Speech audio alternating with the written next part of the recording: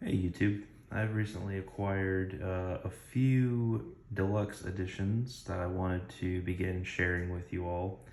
And the first one that we're going to look at today is Lux Haeresis, or The Light Heretical, by Daniel Schulk, Xoanon Publishing. Again, this is the deluxe edition, so it is quarter bound with black goatskin leather. It has a nice crimson red bookmark. And this edition, you can see the end papers here as well. And this is number 23 of 81 in existence. So quite special to have this copy. And I just kind of wanted to give you some glimpses of it.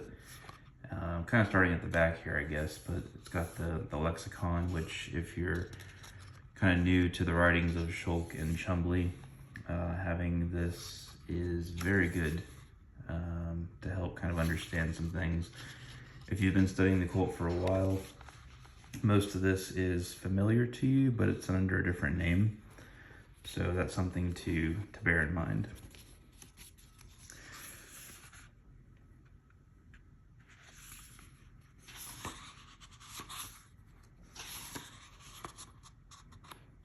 And it's basically broken up into four sections, which you can see here.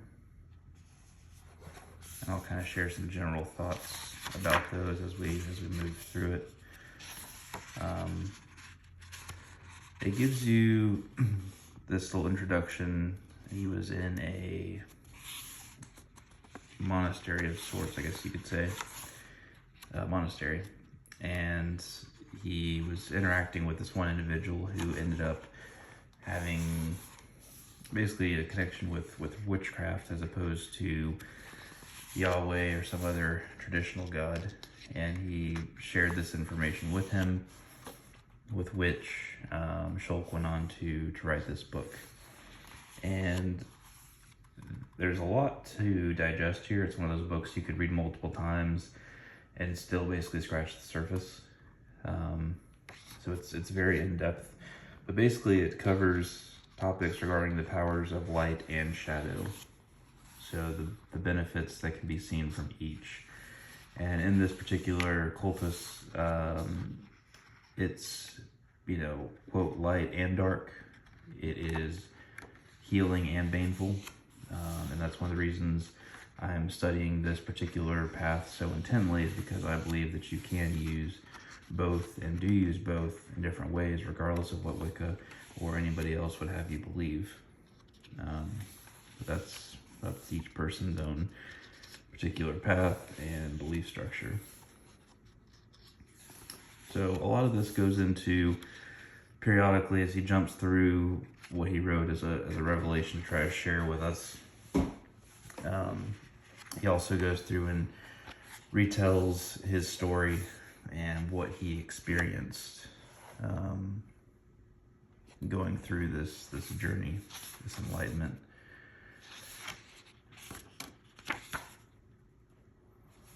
Let's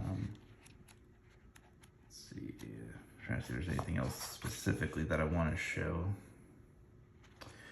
The things that I really like about the book is that it goes into more detail about, again, as I mentioned, light and dark, but also how our body is used in different ways, and also how we kind of have our three different bodies. So we have our perceptible body, which is our physical, our carnal body, which we're all very much familiar with. And that's the sum of our self here in this plane. And there's the abyssal body, which is all of our possibilities, kind of like a higher self, but not quite. And then our body of shadows, or our shadow sense, is what's beyond our five senses and is more transcendent, and can be used in higher levels of witchcraft to include communication with the dead or necromancy.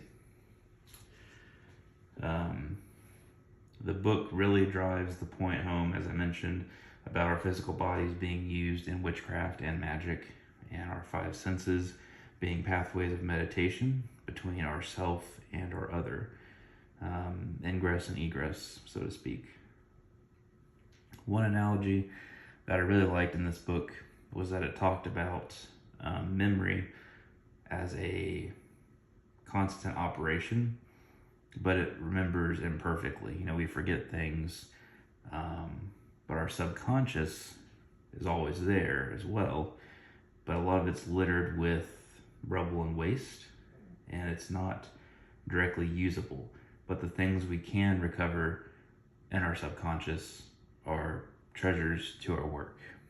So putting all this in perspective and things that I never really thought of was quite eye-opening, and that's why if you can get a copy of this book in any edition, I would recommend doing so. But usually they start at around $200 and up for the standard edition.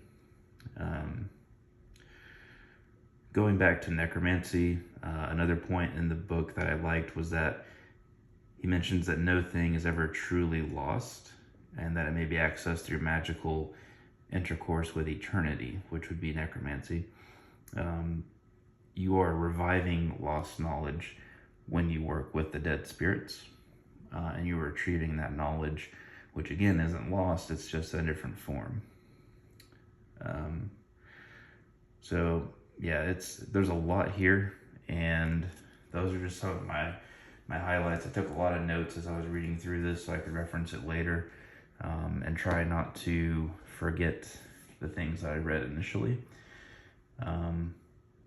Yeah, if you've read this book, and if you have any comments or additional thoughts or any specific questions about this book, definitely feel free to leave them below in the comments, and I'll see you guys in the next video.